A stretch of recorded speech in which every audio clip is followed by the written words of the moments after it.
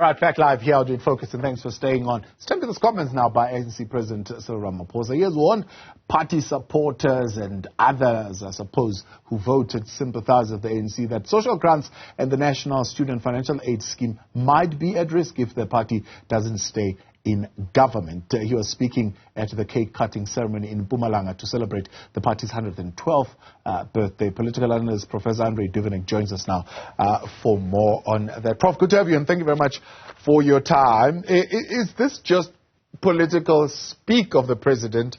I suppose that should be taken with all the other rhetoric that political parties say during a campaign trail.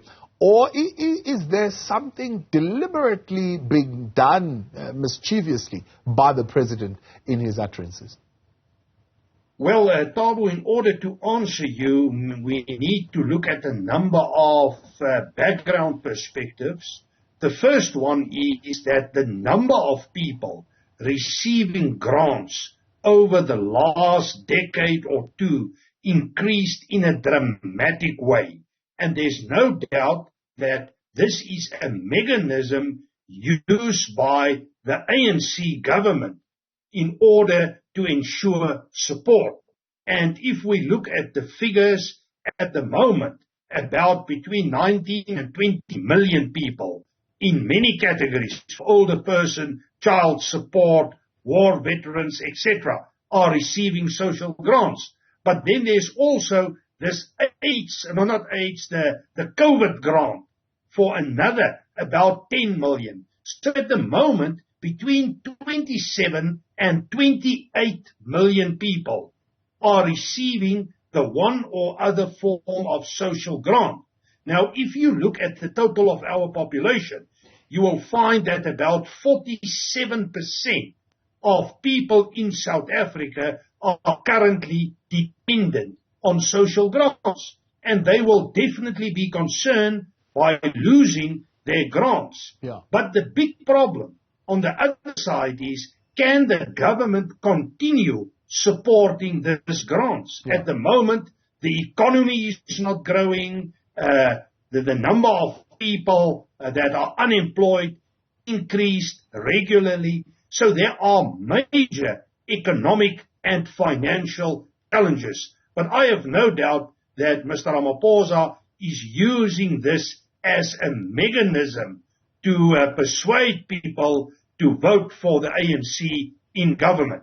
Now, we cannot predict what the new government will do. Yeah. Governments have their own policy frameworks, and depending on their approach of policies, they can rather continue or discontinue this trend. Yeah. But what I'm 100% sure about is our economy cannot afford what is sometimes described as the most comprehensive welfare system per capita in the world.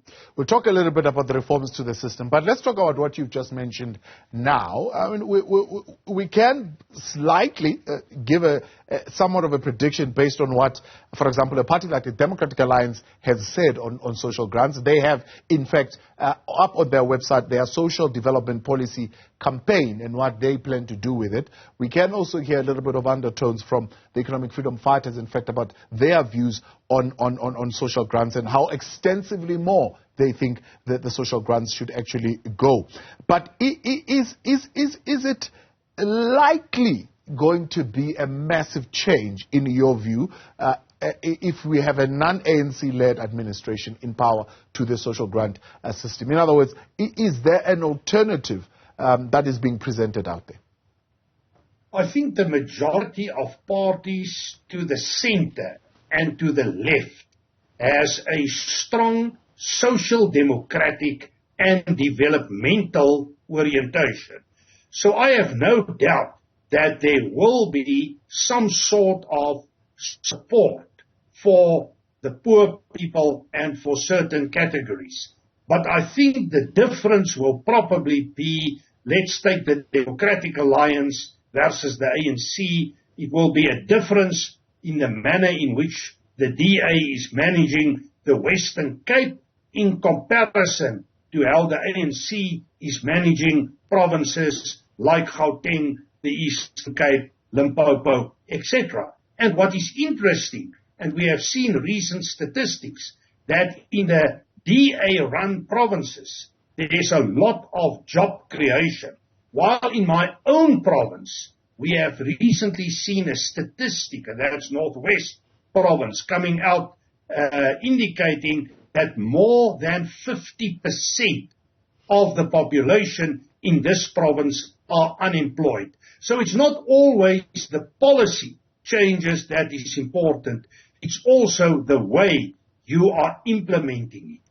I have no doubt that what we need in the first place in South Africa is a framework that can create growth.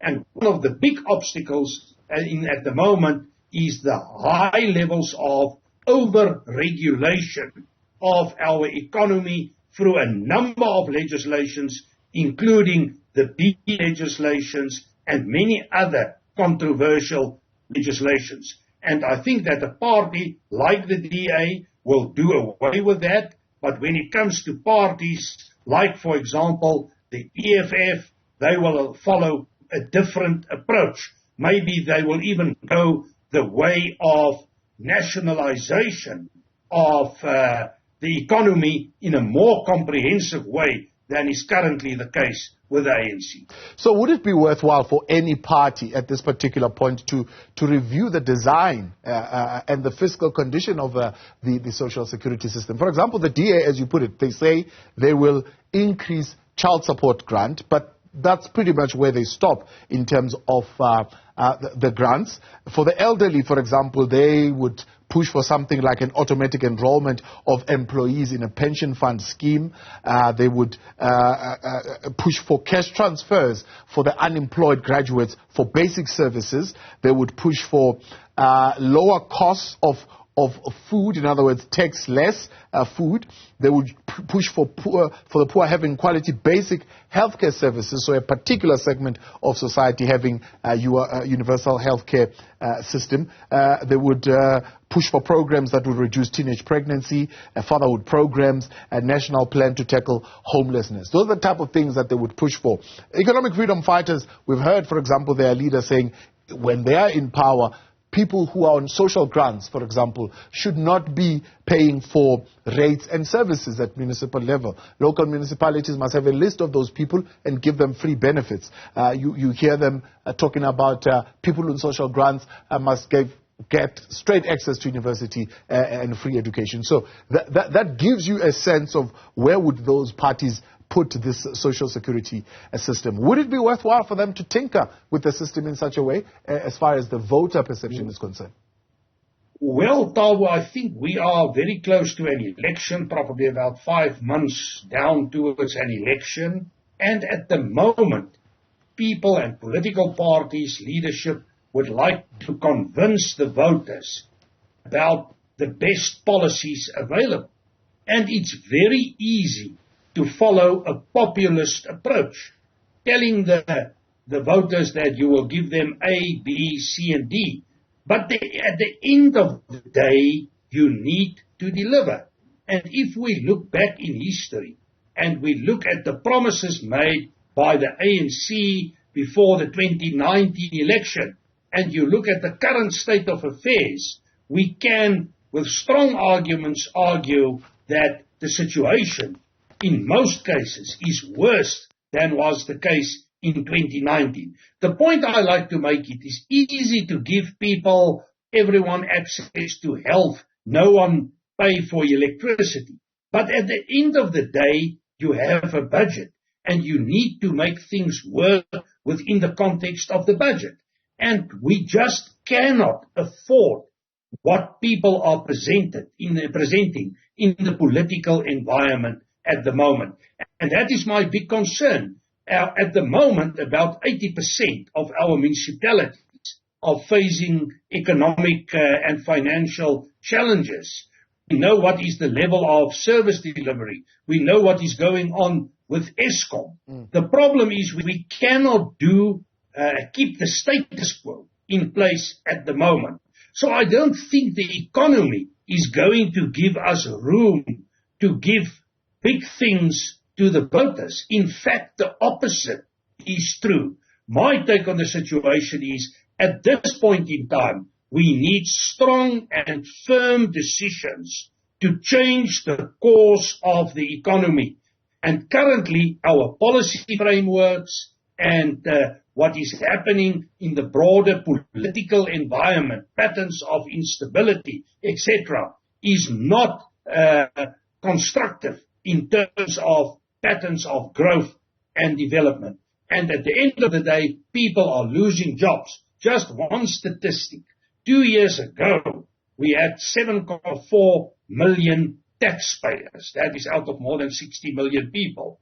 This year, we had something like 7.1 million. So a few 100,000 taxpayers have already left the country. And that is my concern. It's easy to formulate ideals, but to get them to function in practice is quite a different ballgame. So what I hear you say, Prof, you're saying either way, whether it's the ANC-led government or whether it's any other party-led administration, the current social security system is under threat. And possibly the thing to do for policymakers right now is to have a conversation around building some kind of considerable savings for the poor for this system to be sustainable in the future. There's no doubt that we face a poverty challenge and we need to address the policy, but the poverty framework in the country. We have one of the biggest gaps between rich and poor in the country, but the important thing is we must get the economy going. And if we cannot get the economy to grow and to develop, then we cannot afford to pay all these social grants to people. And at the moment, if we look at our per capita debt, it is increasing at a huge rate. And many economists are talking about what they refer to as the fiscal cliff, where we enter a period where all our internal production, the gross domestic product, will be less than our foreign debt. And that is a huge concern at the moment.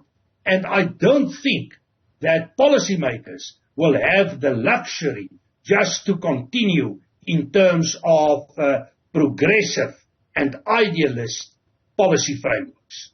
Prof, appreciate the time. Let's leave you there. Thank you very much. That is Professor Duvenhage there with us on that comment made by the President.